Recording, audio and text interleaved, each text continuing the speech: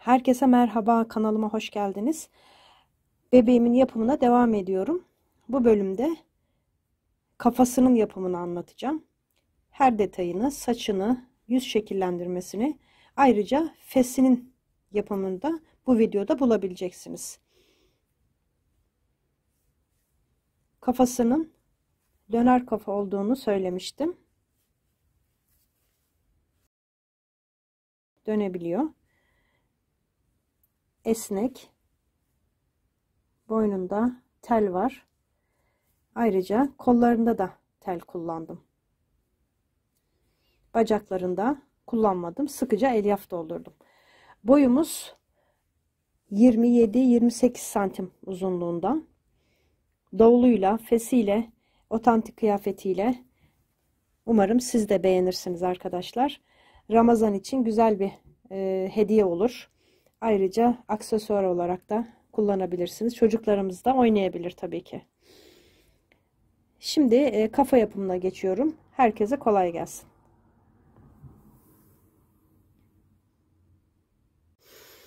Şimdi kafasını örmeye başlıyorum.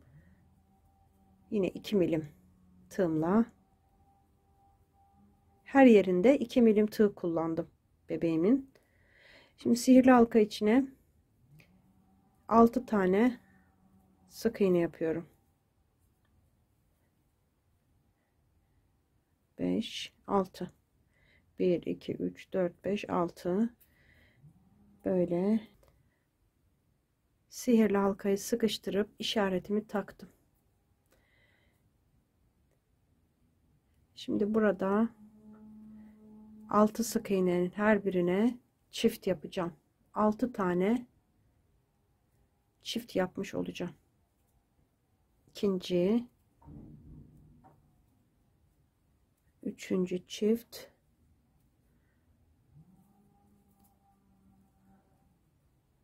dördüncü,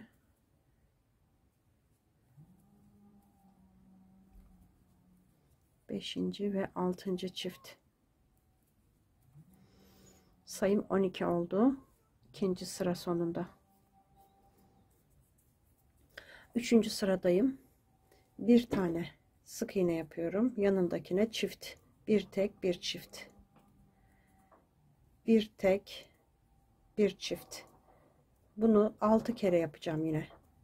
Bir tek, bir çift. Bir tek, bir çift. Bir tek, bir çift. Bir tek, bir çift. 6 kere bir tek, bir çift yaptım. Sayım 18 sık iğneye çıktı. Dördüncü sırada farklı bir arttırma şekli göstereceğim. Her sırada 6 tane arttırıyoruz fakat kaydırarak arttıracağım ki arttırma yerleri üst üste gelmesin. Şimdi şöyle göstereceğim bütün sıraları. Bir tane örüyorum. Yanındakine çift yapıyorum. Bir tek, bir çift. Sonra 2 tek, bir çift yapacağım. 2 tek, bir çift. 5 kere 2 tek, bir çift yapacağım. İkinciyi yapıyorum. Bir çift. Üçüncü. 2 tek, bir çift. 2 tek, bir çift. 5 kere yapıyorum bunu. 2 tek, bir çifti. 2 tek, bir çift. Sıranın sonunda bir tane sık iğne kaldı. Onu da ördüm.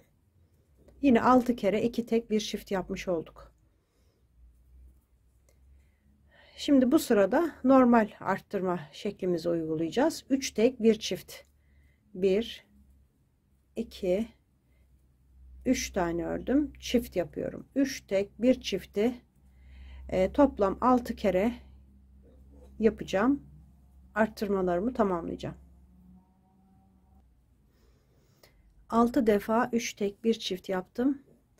Sık iğne sayım 30'a çıktı. Şimdi bu sırada 4 tek bir çift yapacağız. Yalnız önce 2 tek bir çift yapıyorum.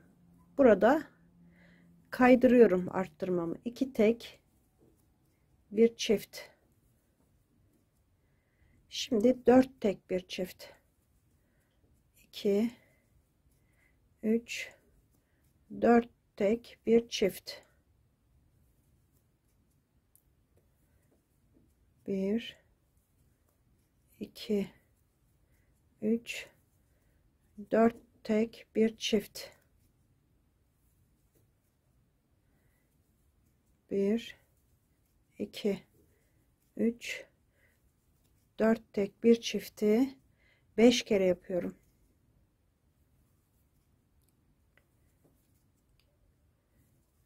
3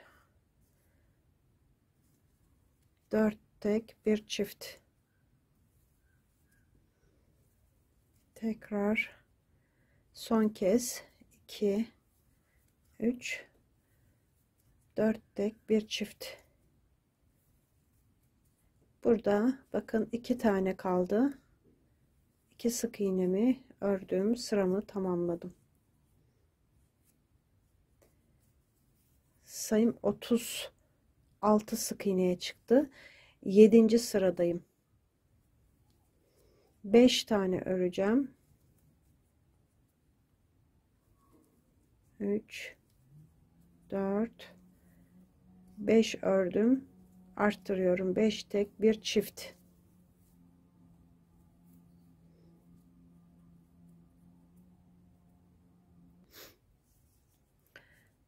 Toplam 6 kere 5 tek bir çift yapacağım. Bir tane yaptım. 5 kere daha 5 tek bir çift yapacağım. Sıramı tamamlayacağım. 5 tek bir çifti tamamladım. 6 kere yaptım. Sayım 42 sık iğneye çıktı. Şimdi 8. sırada 3 tane örüyorum. Tek tek çift yapıyorum. 3 tek bir çift yaptım. Devamında 6 tek bir çift yapacağım. Yine 5 defa. 3 4 5 6 tek bir çift. Bunu 5 defa yapacağım. 6 tek bir çifti bir kere yaptım. 4 kere daha yapacağım. Şuraya kadar. Sonda 3 tane sık iğne kalıncaya kadar oluyor arkadaşlar. Zaten gösterdim alt sıralarda. 6 tek bir çifti 5 kere yapacağım.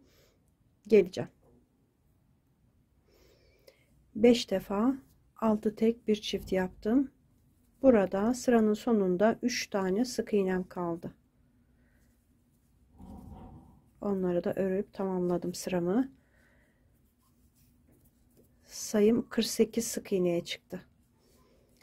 Şimdi bu sırada 15 tane öreceğim. 3 kere arttırma yapacağım bu sırada. 15 sık iğne yapalım.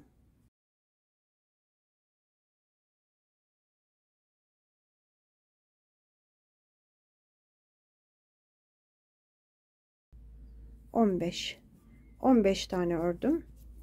Şimdi çift yapıyorum. 15 tek bir çift. Bunu 2 kere daha tekrarlayacağım. 15 tek bir çift, 15 tek bir çift. Sıranın sonuna kadar sürmüş olacak. Devam edecek yani.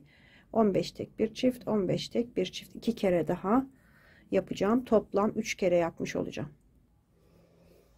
3 defa 15 tek bir çift yaptım. Sayım 51 sık iğneye çıktı.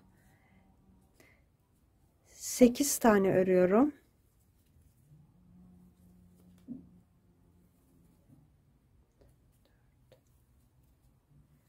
6 7 8 8 ör, bir arttır. 8 tek bir çift yani yaptım. Bu sırada da 3 kere arttıracağım. Yalnız burada yine kaydırma yapıyorum. 8 tek bir çift. Şimdi 16 tek bir çift, 16 tek bir çift ve 8 sık iğne. 16 tek bir çift yapacağım 2 kere. Sonra burada 8 sık iğne kalacak. Onları da öreceğim. Buraya kadar yapıp geliyorum. 16 tek bir çift, 16 tek bir çift. 2 kere yaptım. Burada yine sıra sonuna kadar 8 sık iğnem kaldı.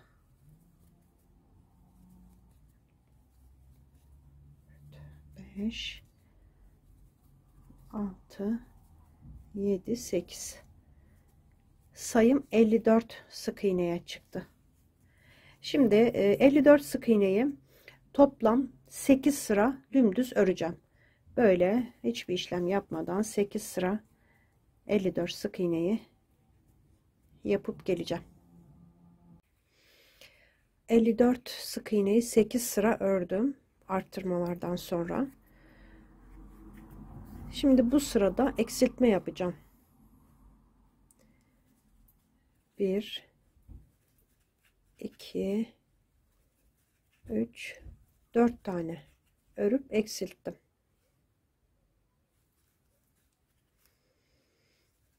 Şimdi 7 tane örüyorum. 3 4 5 6 7 ördüm. Eksilttim. Bir de 6 tane öreceğim. 3 4 5 6 ördüm. Eksilttim. 1 2 3 4 5 6 7 8 tane ördüm. Eksilttim. 1 2 3 4 5 6 tane ördüm. Eksiltiyorum. 7 tane öreceğim.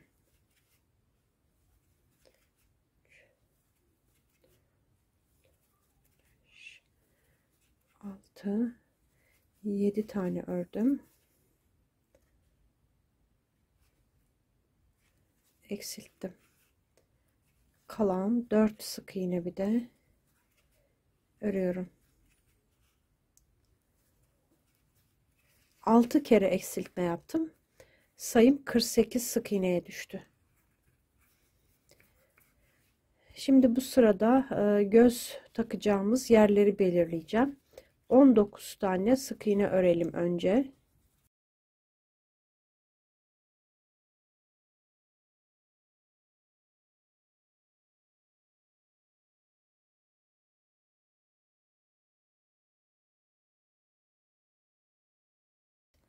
...19 tane ördüm.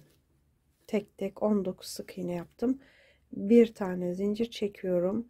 Bir delik atladım. Yanındakinden başlayıp 8 tane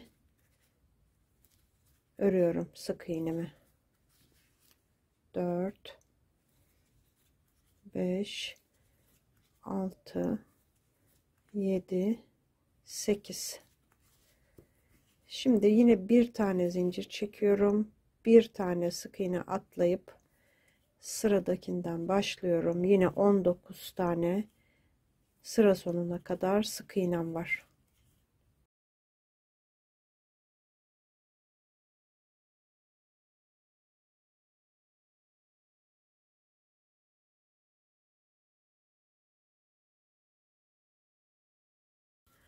On sekiz, 19. Sayımız değişmedi. Zincirlerle birlikte 48 sık iğne. Şimdi bu sırada dümdüz 48 sık iğne yapacağım. Zincirlerin içine birer sık iğne yapacağız arkadaşlar. Önce 19 sık iğne yapacağım.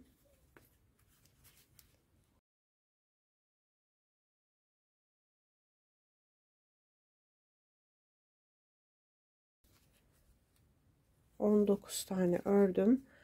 Zincirin içine böyle boşluğuna batıyorum. Bir tane sık iğne yapıyorum. Devam ediyorum. 8 tane burada vardı zaten. Diğer zincire kadar.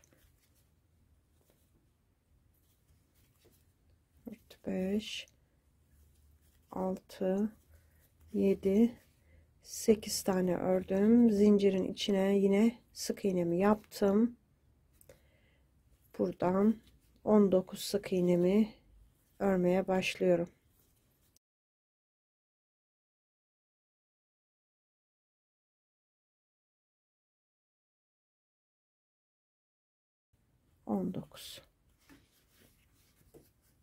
Sayımız 48.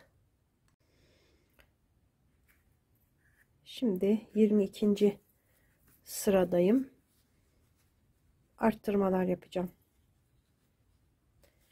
1 2 3 4 5 6 7 8 9 10 11 tane sık iğne ördüm tek tek.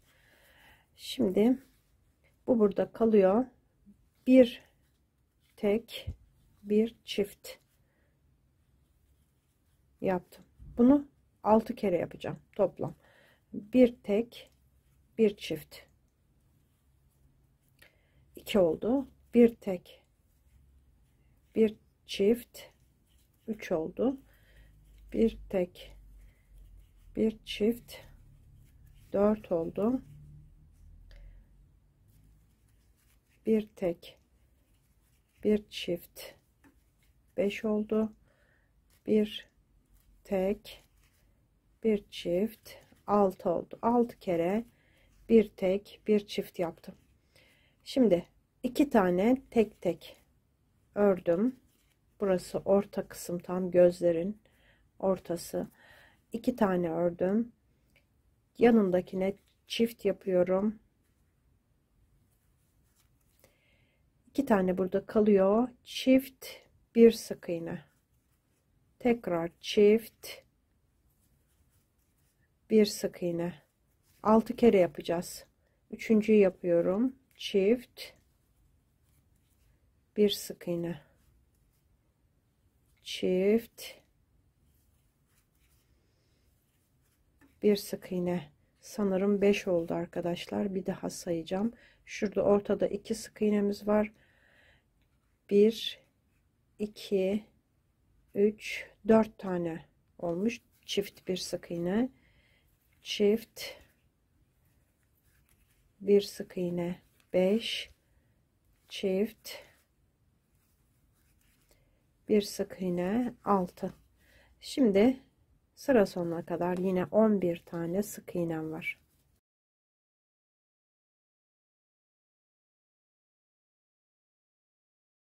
Bir tane sık iğnemi yaptım, sıramı tamamladım. 12 tane arttırma yaptım arkadaşlar. Bu sırada sayım 60'a çıktı. Şimdi 60 sık iğneyi 2 sıra öreceğim. 2 sıra 60 sık iğne dümdüz yapalım. Gelelim. 2 sıra 60 sık iğne ördüm arttırmalardan sonra. Şimdi gözleri yerleştirelim.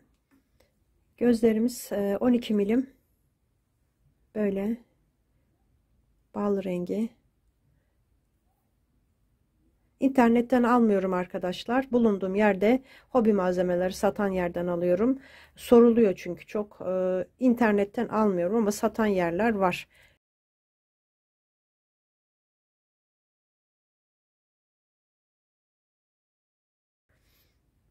İthal göz, gayet kaliteli bir görüntüsü var.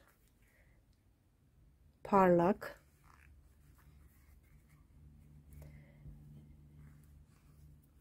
Bu zincir çektiğim yerlere taktım arkadaşlar. Gözleri. Tıpalarını da yerleştirelim.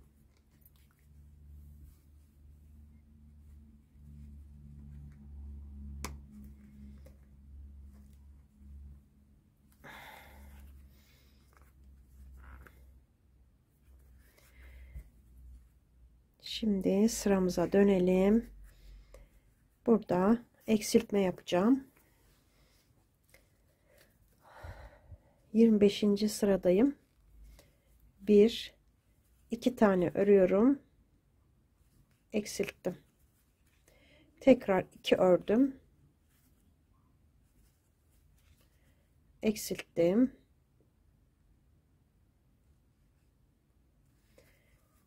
İki tane 2 ör 1 eksilt yaptım. Şimdi diğer tarafa kadar 44 tane sık iğne öreceğim.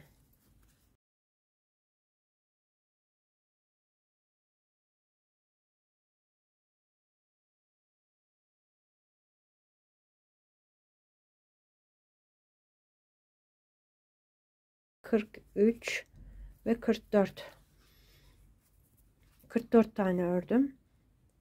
Eksiltme yaptım.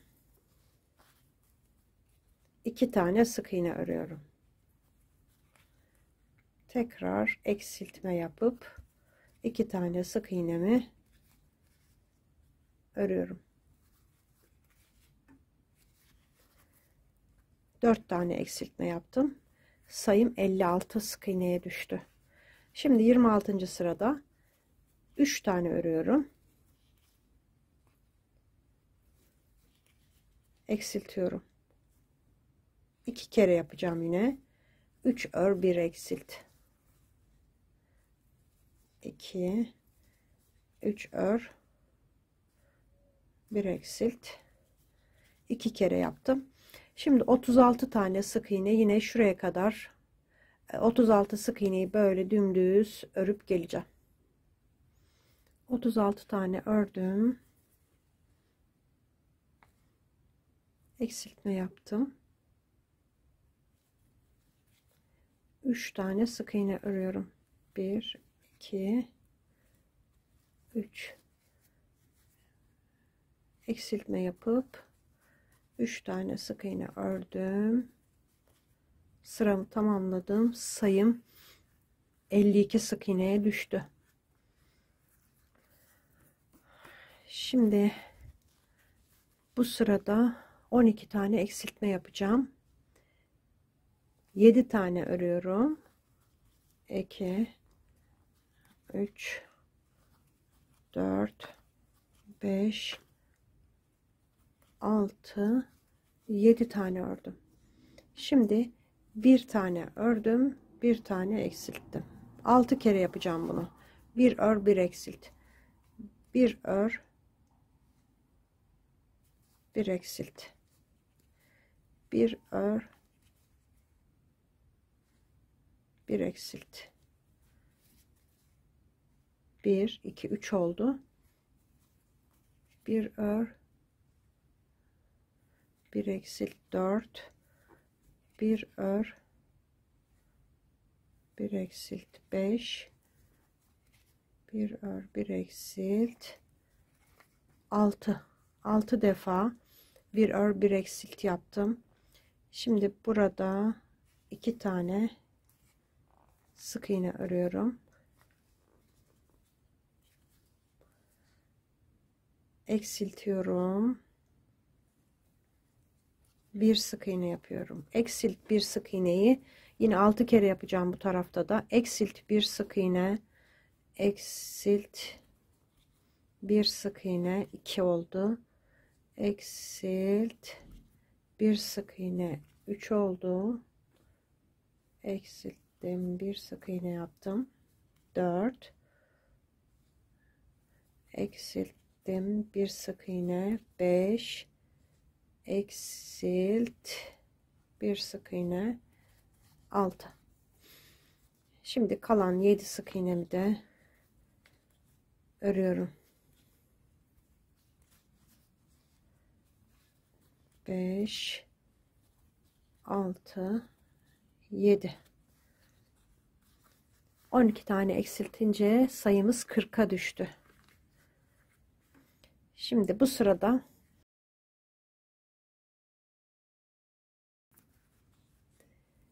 üç tane örüyorum. Eksiltiyorum. 3 ör 1 eksilti 8 defa yapacağım. 1 2 3 ör 1 eksilt. Bakın ikinciyi yaptım.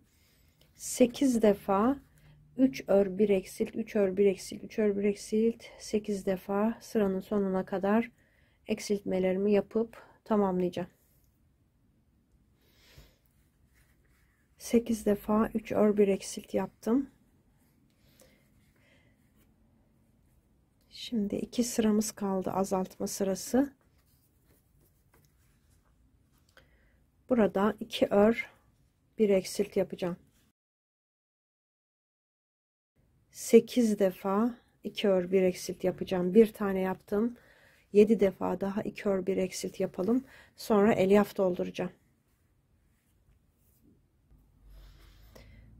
8 defa 2 ör 1 eksilt yaptım. Sıramı tamamladım. Elyaf dolduruyorum.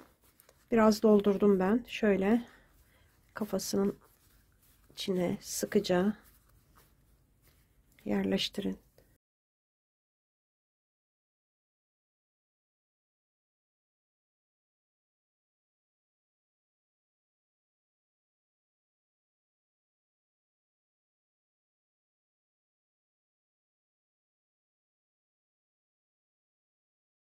Yanak kısımlarına ilave edin arkadaşlar. Ortası böyle hafif çukur oluyor. Orada arttırma olmadığı için. Oraya çok ittirmeyin. Şeklini bozmadan. Şimdi burada biraz daha doldurabilirim daha sonra. Şimdi bir eksiltmemiz daha kaldı. Eksiltme sıramız. Son sıradayım. Yani eksiltme olarak son sıradayım. 2 ördüm. 1 eksiltiyorum. Yine 2 ör 1 eksilt yapıyoruz. Fakat bunu 6 kere yapacağız bu sırada. Bir önceki sırada 8 kere yapmıştık. 2 ör 1 eksilti. Bu sırada 6 defa 2 ör 1 eksilt, 2 ör 1 eksilt tamamlayacağım. Eksiltmelerimi tamamladım. 6 defa yaptım. 2 ör 1 eksilt. Sayımız 18 sık iğneye düştü. Şimdi bu sırada arka loblarına batarak yapacağım arkadaşlar. 18 sık iğneye. Şimdi döner kafa yaptığımız için şöyle arka loblarına batarak 18 sık iğne yapacağım.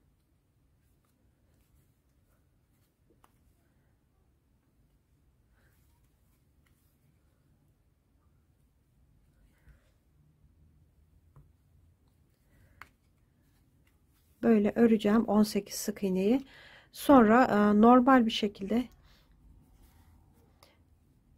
18 sık iğneyi arka loblarından öreceğim, tamamlayacağım. Bir sıra arka loblarından blodan 18 sık iğne yaptım. İşaretimi çıkarıyorum. Buraya taktım. Şimdi normal sık iğne yapacağım. Hemen ilk sık iğneden başlıyorum. 18 sık iğneye 4 sıra daha öreceğim arkadaşlar.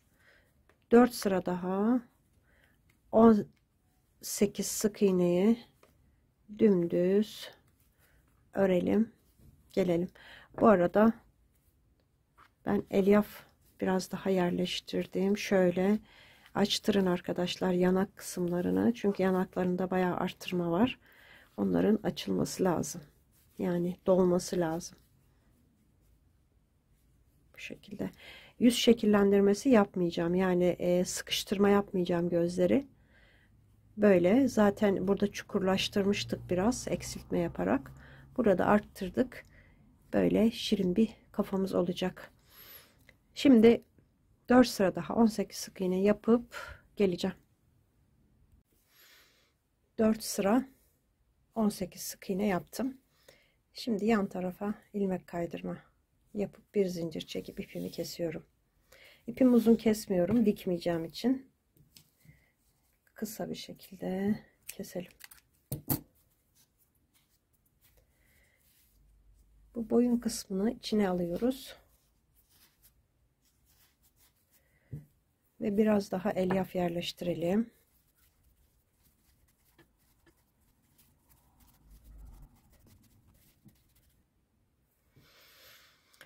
Şimdi göz ve kaşını işleyelim. Koyu kahve ip taktım arkadaşlar. Katını ayırmadım.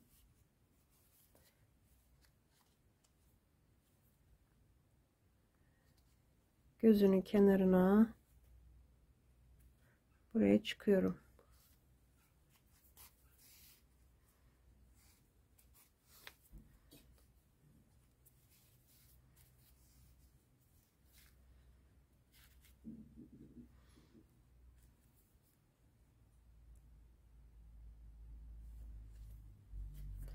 Diğer tarafa.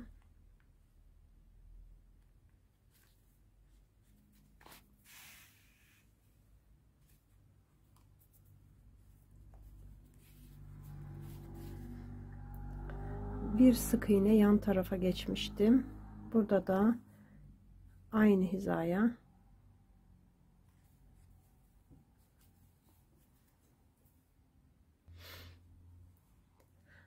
kaş için yukarıya çıkacağım.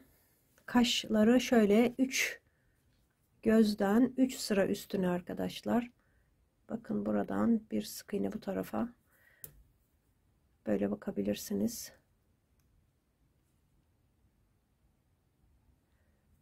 Ortada 2, 4, 6, 7 tane sık iğne var.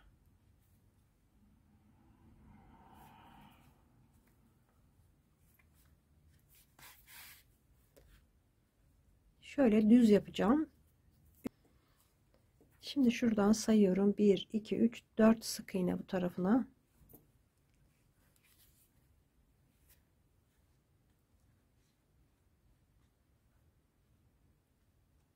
Diğer kaşa.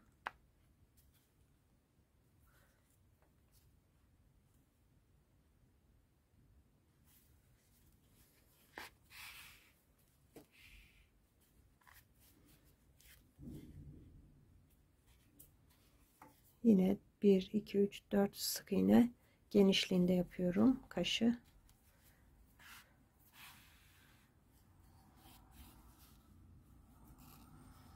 Şimdi beyaz ip takacağım. Yine böyle bir iğne kullanıyorum. Şimdi şuraya çıkacağım arkadaşlar. Bakın buraya beyaz kısmını böyle şu kısma yapacağım.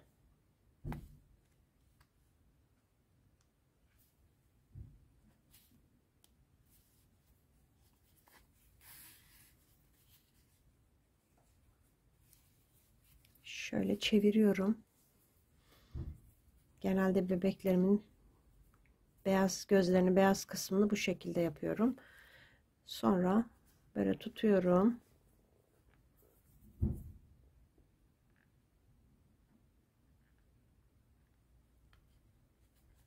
Buraya. Tekrar ortaya çıkıyorum. Diğer göze çıkmak daha zor buradan. O yüzden boyuna çıktım.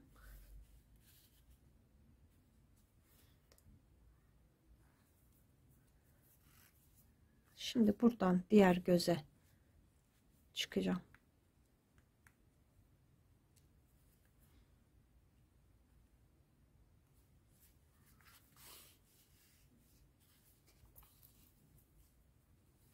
Aynı şekilde şöyle vuralım biraz ipi.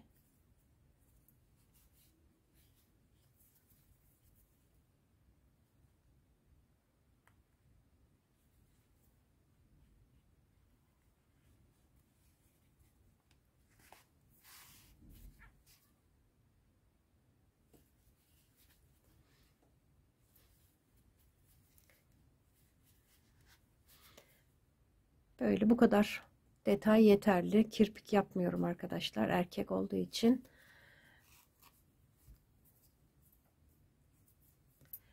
Şimdi burnunu yapalım. Bu ipleri daha sonra hepsini birlikte düğümleyeceğim arkadaşlar. Burnu nereye yapacağız? Şu iki sık iğneye. Oraya çıkıyorum. 3-4 tur gideceğim arkadaşlar. Biraz büyük olsun istiyorum. Burnu.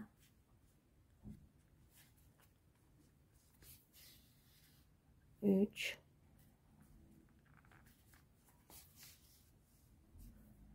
4, hatta 5 tur gittim.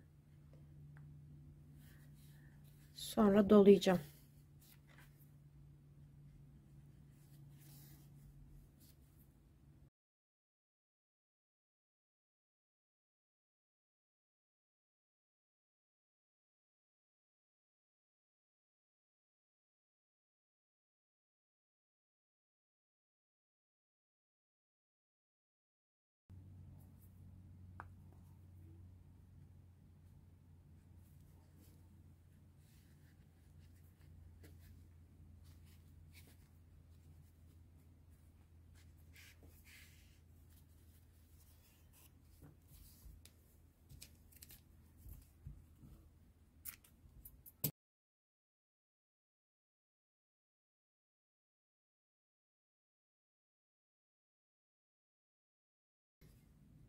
Kulaklarını yapalım arkadaşlar. Nereye işaret koydum? Bakın gözün yanından 1, 2, 3, 4, 5 sık iğne sonra işaret koydum. Bu tarafa da 1, 2, 3, 4, 5.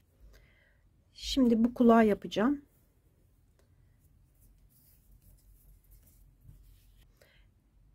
İşaretin olduğu yere bu şekilde tığımı geçirdim. Buradan ipimi alıyorum. 1, 2 tane zincir çektim. Bakın şu bir alttaki sık iğneye ilmek kaydırma yaptım. Sonra bir zincir çekip döndürüyorum kafayı. Zincir çektiğim yere 6 tane sık iğne yapacağım. 1, 2, 3, 4, 5, bir tane daha, 6. Şimdi burada ipimi kesiyorum.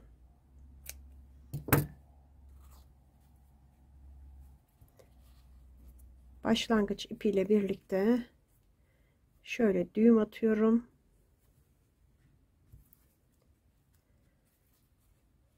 Bunları iğne ile içeri çekeceğim. 2 ipi de geçirdim iğneye. Şimdi şuradan dibinden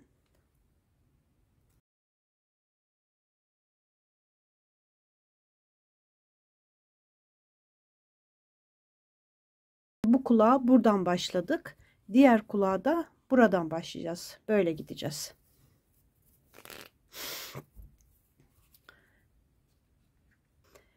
Bakın işaretimin olduğu yere böyle çıkıyorum.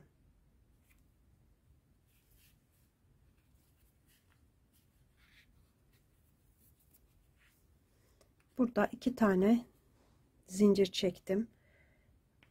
Hemen yanındaki sık iğneye batıp ilmek kaydırma yapıyorum. Bir zincir çekip dönüyorum. Yine aynı şekilde 6 tane bu zincirin içine sık iğne yapıyorum.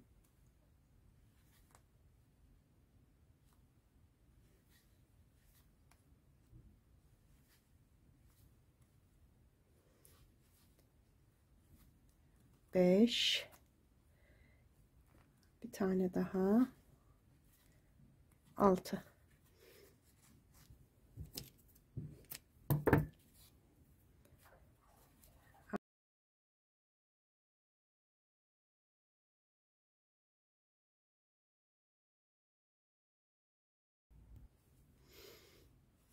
Kulaklarımız bitti.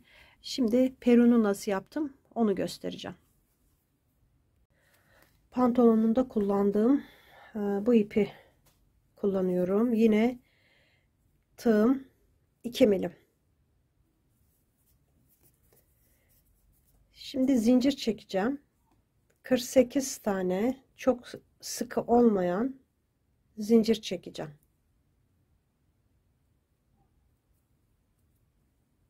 48 zinciri çekip geliyorum. 48 tane çektim. 2 tane daha çekmek istiyorum arkadaşlar. 50 olsun. Böyle başının etrafına şuradan doladığım zaman sıkı bir şekilde kapatsın. 50 zincir çektim. Şimdi zinciri döndürmeden, vurmadan şu şekilde ilk zincire bağlıyorum.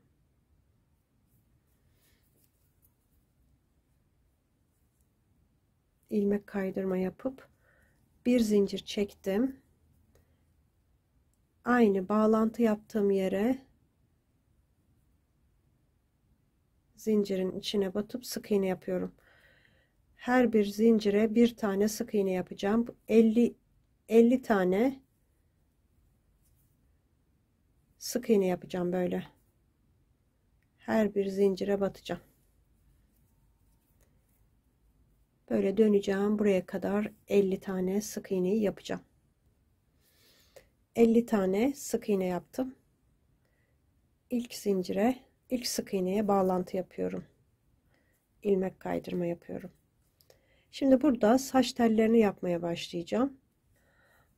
4, 5, 6, 7, 8, 9, 10, 11, 12, 13, 14 tane zincir çektim.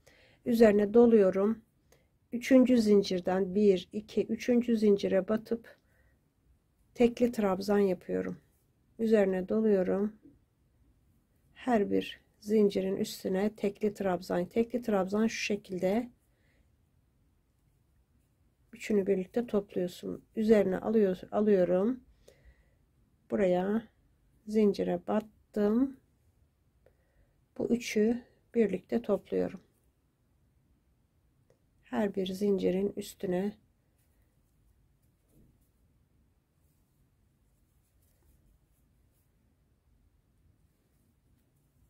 on iki tane tekli trabzan yapıyorum.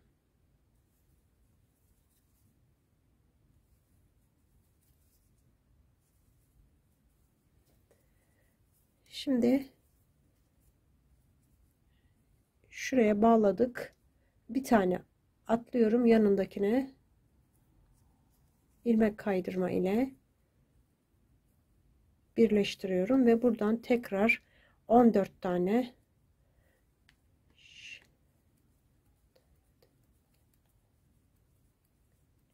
13, 14 zincir çektim. 3. zincirden başlıyorum. Tekli trabzan yine aynı şekilde yapacağım.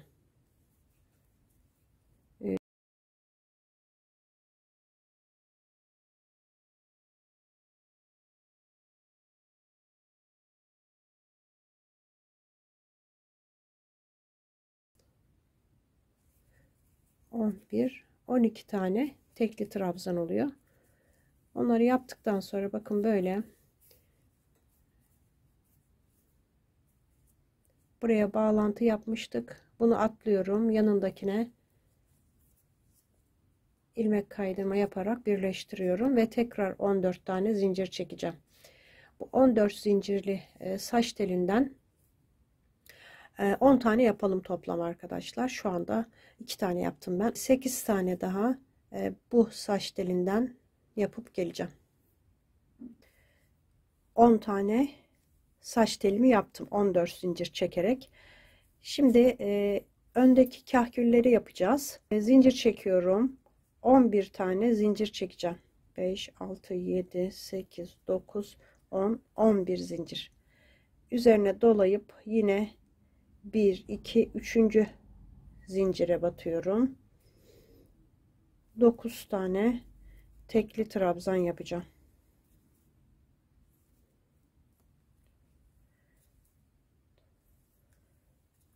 5, 6, 7, 8 ve 9.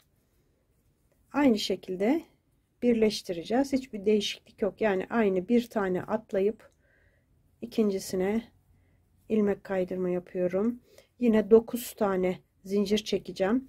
Bu 9 zincirli saç tellerinden toplam 7 tane olacak. Bir tanesini yaptım. 6 tane daha 11 zincirli saç telimden 6 tane daha yapıp geleceğim. Toplam 7 tane olacak. 7 tane 11 zincirli olan saç telimden yaptım. 7 tane de ondan yaptım. Şimdi birleştirdim. 4, 5, 6, 7, 8, 9, 10, 11, 12, 13, 14. Buraya da 14 zincirle yaptığım saç telinden 8 tane daha yapacağım ve peruğumu bitireceğim. Son saç telimi de yaptım. Buraya bağladım. Hemen ilk saç telinin dibine bağlayıp burada bir zincir çekiyorum. Biraz ip bırakıyorum dikmek için.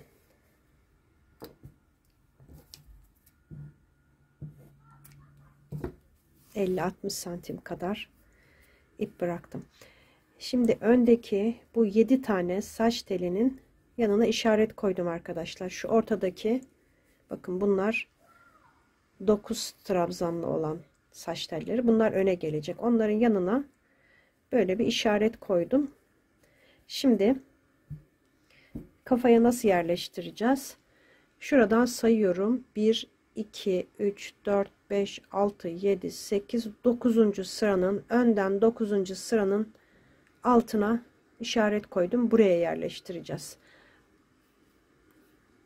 Ön tarafta. Arka tarafta da 1, 2, 3, 4, 5, 6, 7, 8, 9, 10. Bir sıra altına yapacağım arkadaşlar. Şöyle önden şu arkaya doğru hafif meyilli olacak. Burası 10 sıra. Burası 9 sıra. 9 sıra altına. Şimdi bu önde işaretlediğim kısmı şu şekilde, bakın işaretlerim olduğu yeri tam öne getiriyorum. Şimdi şöyle söyleyeyim arkadaşlar. Bunu ortalamamız için bu ilk saç teli, bakın gözün şöyle kirpiğinin dibine gelecek. Diğeri de aynı şekilde. Bakın biraz bu tarafa kayması lazım. Şu tarafa, pardon. Şöyle ortalayalım.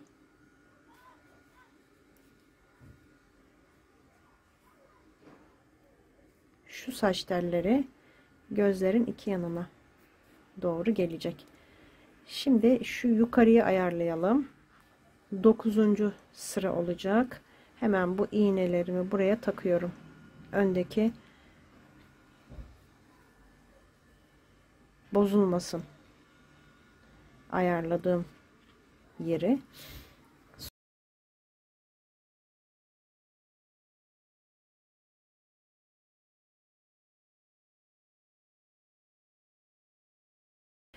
Bakın şu arkadaki işaretimi de hemen buraya batırdım. Böyle.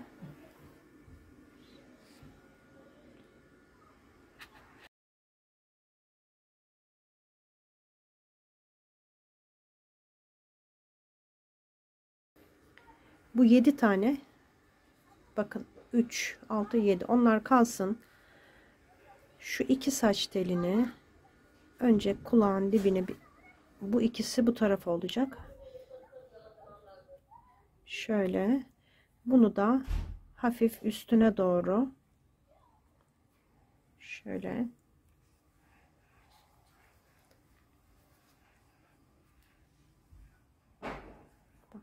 çıkarıyorum. Bu şekilde. Sonra diğerini arkadan başlıyorum. Kulağın arkasından.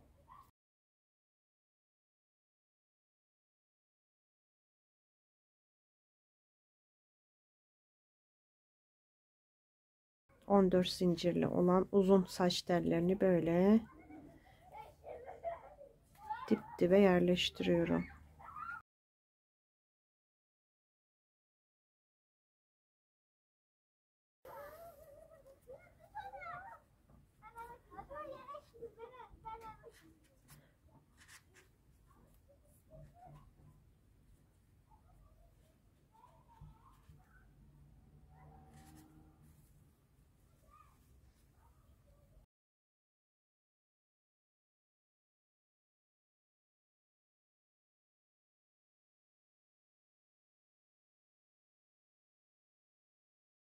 Şimdi ön kısımları şöyle bakın, biraz üstten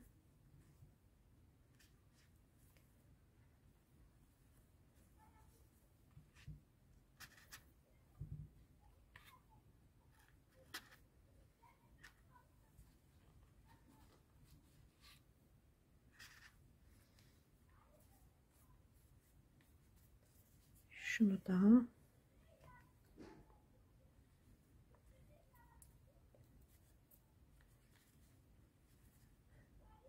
bunu buraya, bunu da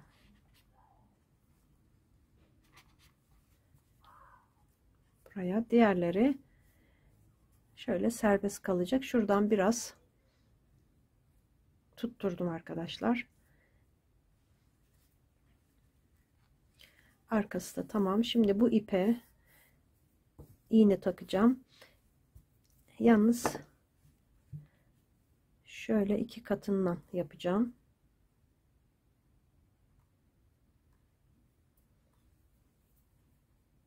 Katını ayırıp öyle dikeceğim.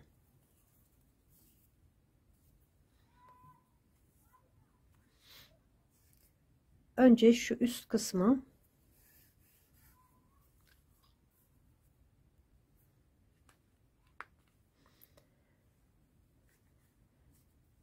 buradan şöyle çıkıyorum.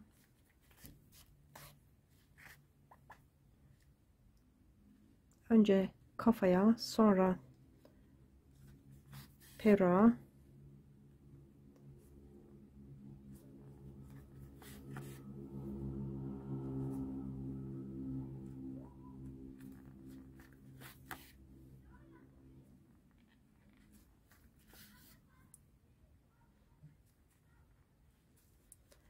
önce burayı böyle dikeceğim. Daha sonra yetmezse bu diğer ipi de kullanabilirim. Uçlarından, bu iğnelediğim yerlerden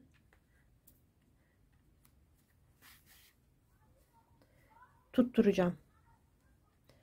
Şimdi burayı bırakıyorum. Şuna iğne takıp size göstereyim arkadaşlar. Şimdi bu ipe de iğne taktım. Aşağıya iniyorum.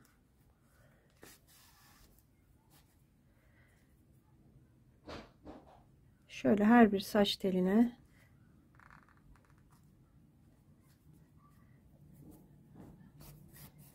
tutturacağım.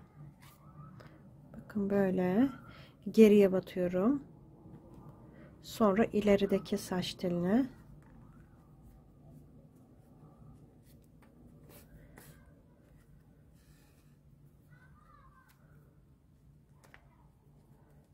sonra yine gerideki saç telinin ucuna ve ilerideki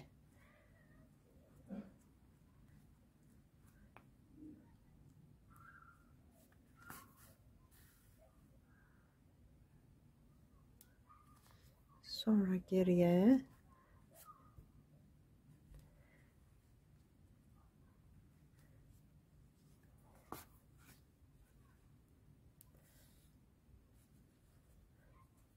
bu şekilde sabitleyeceğim. Bakın burada kulak da burada. Böyle bu şekilde buraları tutturacağım. Sonra buraya geçeceğim. Şunu hiç tutturmuyorum. Ya da şöyle yapabilirsiniz. Bunu da buraya tutturabilirsiniz. Güzel olacak böyle arkadaşlar. Bunu da buraya. Sonra diğerleri şuradan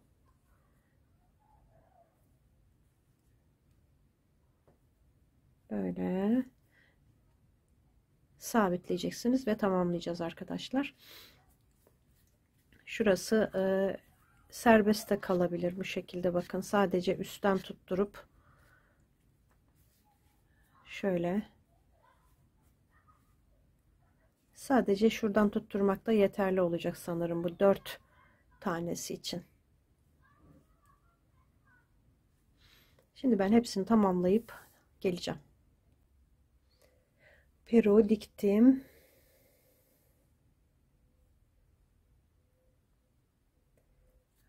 şekilde sadece bunlar, şuradan şöyle az bir miktar sabitledim. Çok aşağı doğru değil. Bunlar böyle. Perun yerleştirmesi önemli arkadaşlar. Şimdi bıyığını yapacağım.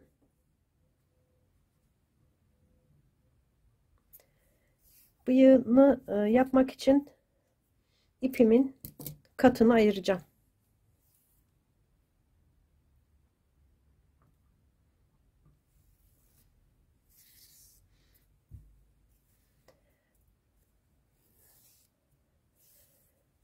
Yine 2 milim tığımı alıyorum. Zincir çekerek başlayacağım. 10 tane şöyle arkadaşlar, 10 tane zincir çekelim. 1 2 3 4 5 6 7 8 9 10. Şimdi ikinci zincire batıp ilmek kaydırma, yanındakine ilmek kaydırma, 3 tane peş peşe ilmek kaydırma yaptım. Sıradaki zincire batıp çift yapıyorum. 2 tane aynı boşluğa, yanındakine batıp ilmek kaydırma, sıradakine yine çift. Sonra burada 3 tane kaldı. Üçüne de ilmek kaydırma yapacağım. 2 3. Sonra şu ilk başlangıç ipini ve diğer ipi böyle alıyorum. Onu arkaya yapıştıracağım.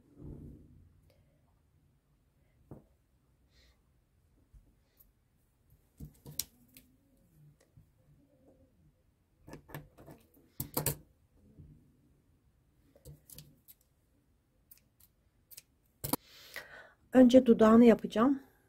Bu ipten taktım. Bakın nereye çıktım. 1 2 3. sıraya, yani 3 sıra altına burundan 3 sık iğne ara vererek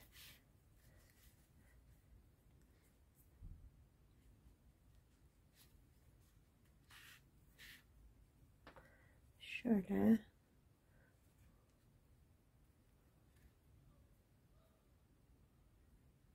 bu kadar.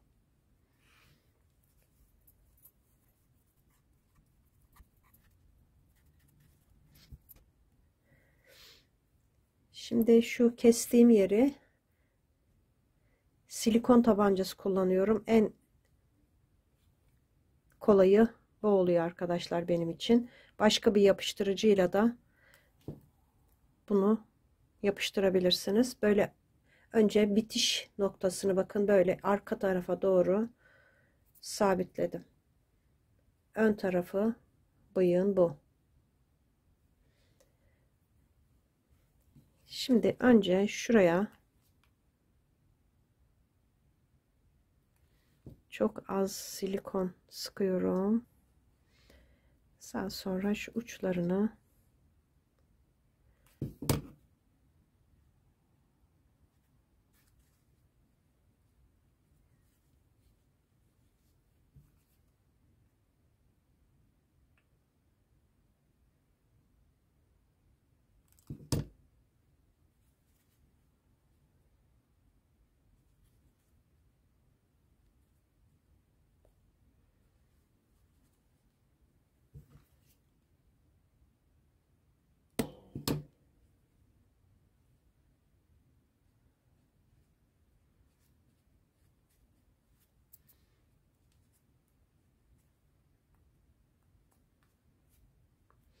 böyle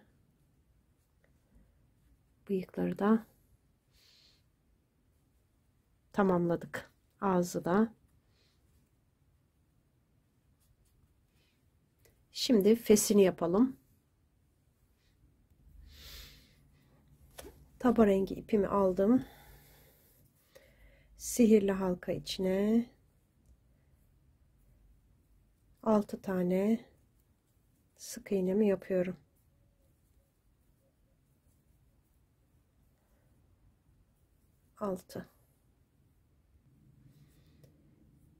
Sihirli halkayı sıkıştıralım.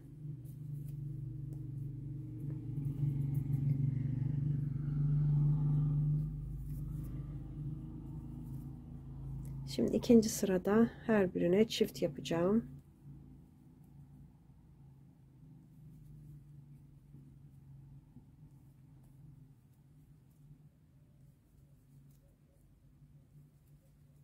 Üçüncü, dördüncü çift, beşinci ve altıncı çift.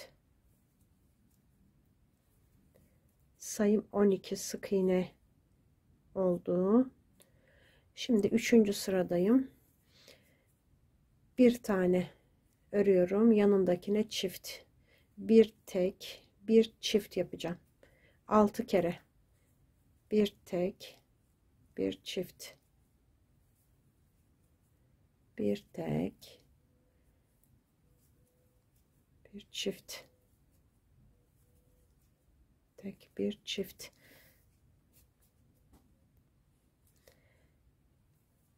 bir tek bir çift, bir tek bir çift. 6 kere yaptım. Sayım 18 sık iğneye çıktı. Şimdi bir tane örüyorum, çift yapıyorum, devamında 2 ör bir arttır yapacağım. 2 tane ördüm, bir tane çift yapıyorum, kafada yaptığımız gibi. 2 tane ördüm, çift yapıyorum.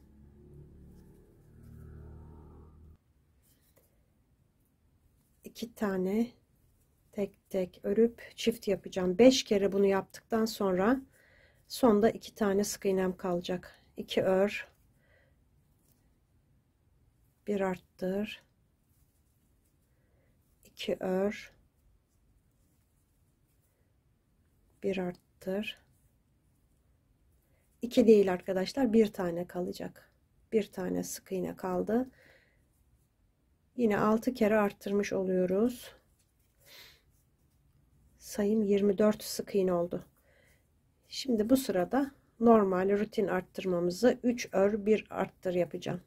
2 3 tane ördüm, çift yapıyorum. 3 tek bir çift. Bunu 5 kere daha, toplam 6 kere yapmış olacağız. Tamamlayacağım. 6 kere 3 tek bir çift yaptım. Şimdi bu sırada 2 tane örüyorum, çift yapıyorum. 2 tek bir çift. Sonrasında 4 tek bir çift yapacağım. 5 defa. 3 4 tek bir çift. Bunu 4 kere daha yapacağım. 4 tek bir çifti.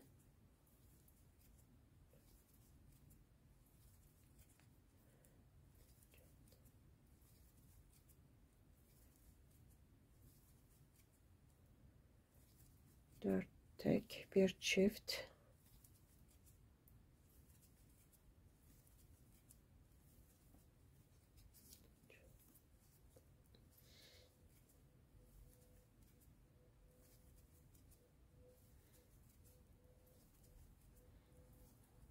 Üç, dört tek bir çift ve burada 2 tane sık iğnem kaldı. 1 2, onları da örüp tamamladım.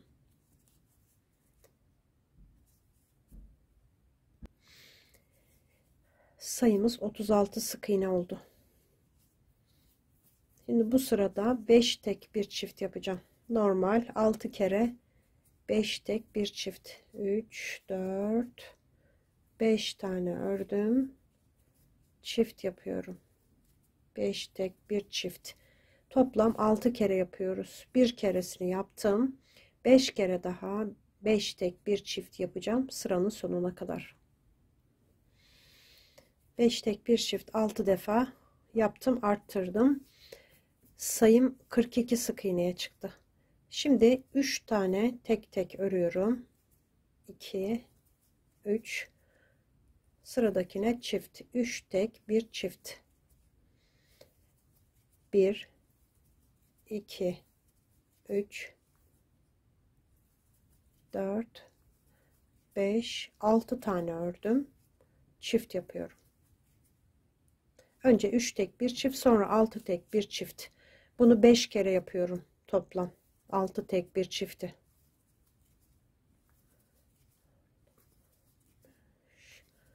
6 tek bir çift.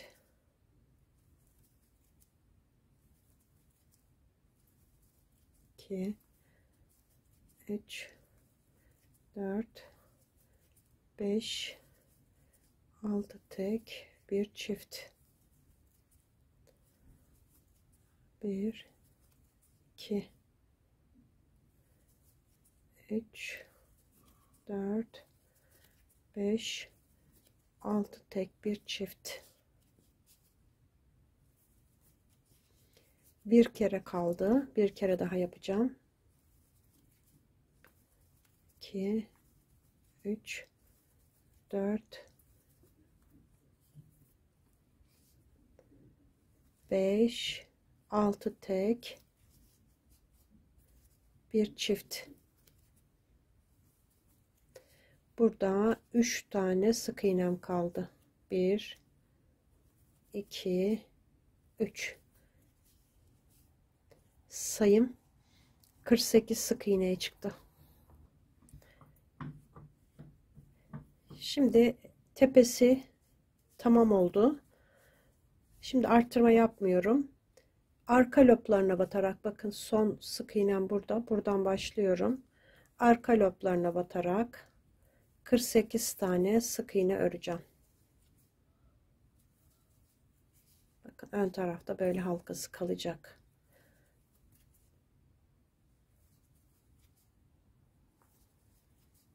Böyle 48 sık iğneyi tamamlayacağım buraya kadar. Tamamladım 48 sık iğneyi. Şimdi 48 sık iğneyi 2 sıra dümdüz öreceğim. 2 sıra örelim. Böyle 1 2 sıra 48 sık iğne yapacağım. 2 sıra daha ördüm. Şimdi bu sırada arttırma yapacağım. 15 tane öreceğim.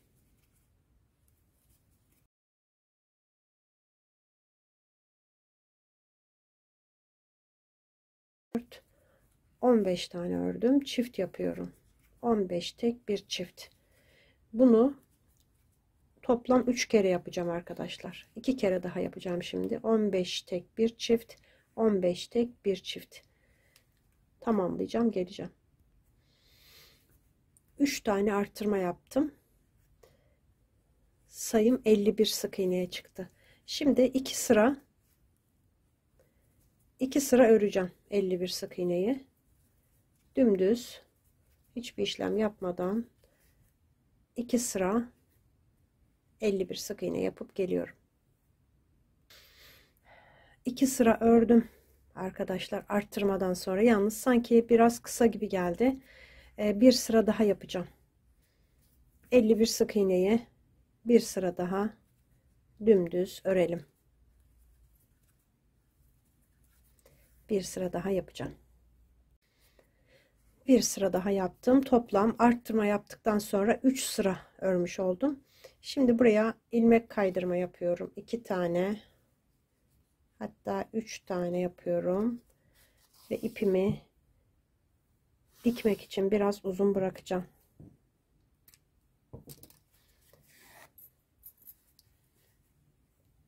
Şimdi püskül yapacağım tepesine.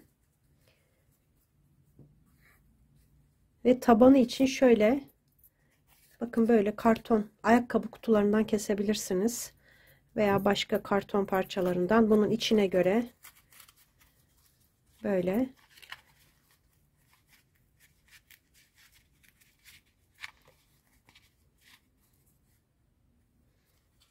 ben bunu yapıştıracağım. Şimdi püskül için siyah Alize Cotton Gold'un siyah rengini ikiye ayırdım. Kıvrıklığını biraz düzeltiyorum. Asılarak. Esniyor biraz bu ip zaten. Şimdi şöyle iki parmağıma sarıyorum.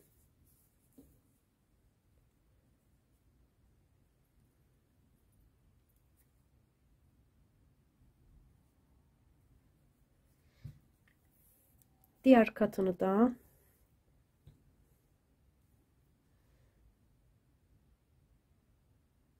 aradan geçirdim.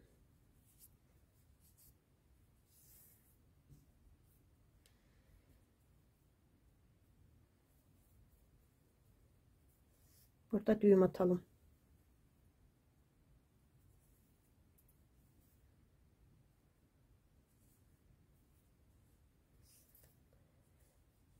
Daha sonra bakın buraya püskül yapacağız. Şunu şöyle sarıyorum.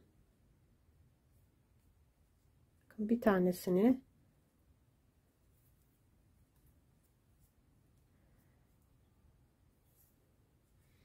böyle buraya sardım.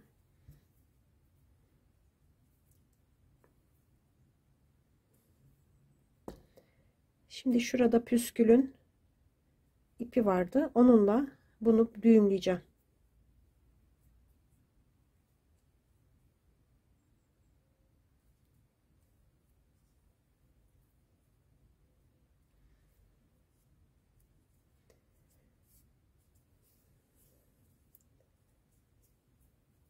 Şimdi şuradan şöyle keselim.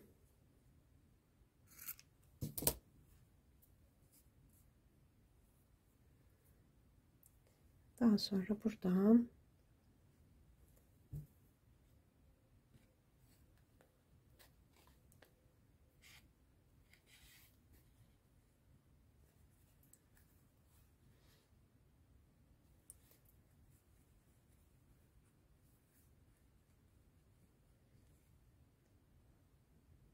böyle bu kadar bırakıyorum.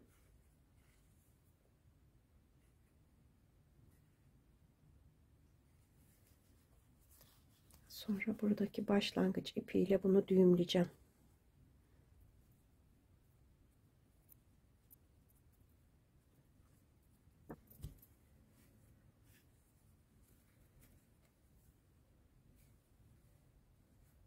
Bu şekilde. Şimdi kartonu buraya yapıştıracağım.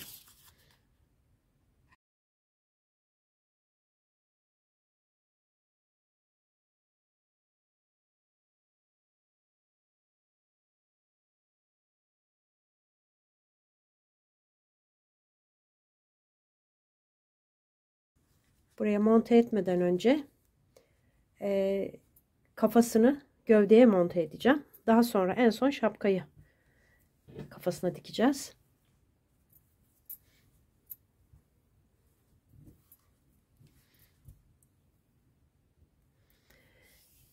Şöyle iki kat ip taktım. Gövdeyi, kafayı ördüğüm iple ten rengi ipten iki kat ip taktım. Şimdi şöyle içindeki telin önünden, daha sonra kafayı arkadaşlar tekrar formunu bozulduysa, çünkü bayağı bir işlem gördü, saçları dikildi, şuradan bakın kafayı geçireceğiz. tepeye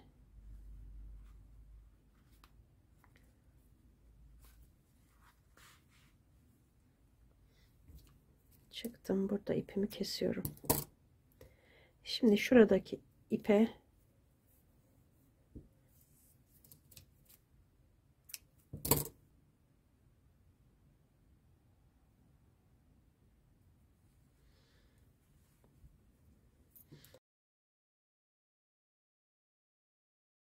farklı bir noktaya, tam ortaya çıkıyorum.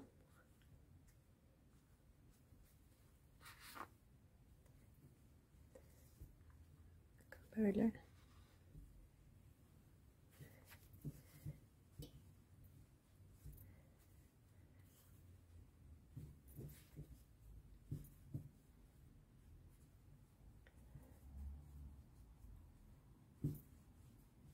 İyice şuradan çekiyorum.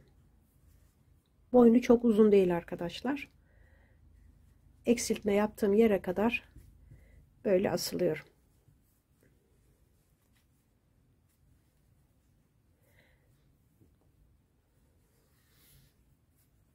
Şimdi burada düğümleyeceğim.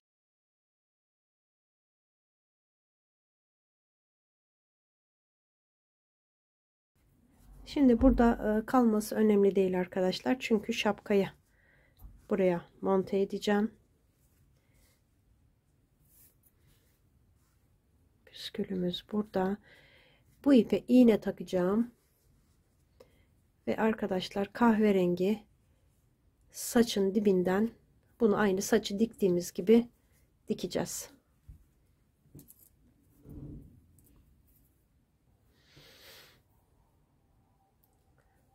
Böyle. Şöyle de başlayabilirim.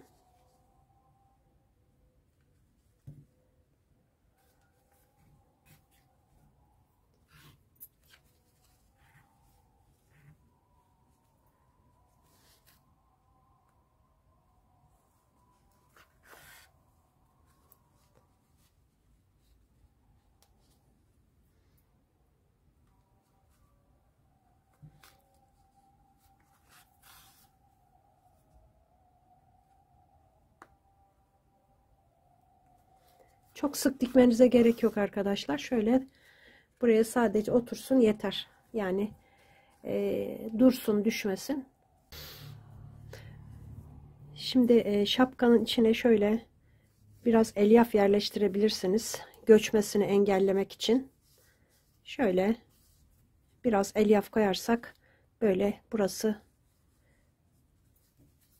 ezilmez. Bu şekilde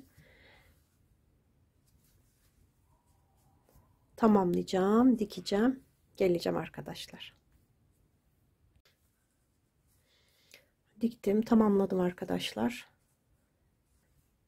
Bir dahaki bölümde yeleğini ve davulunu yapacağız. Tekrar görüşmek üzere, hoşça kalın.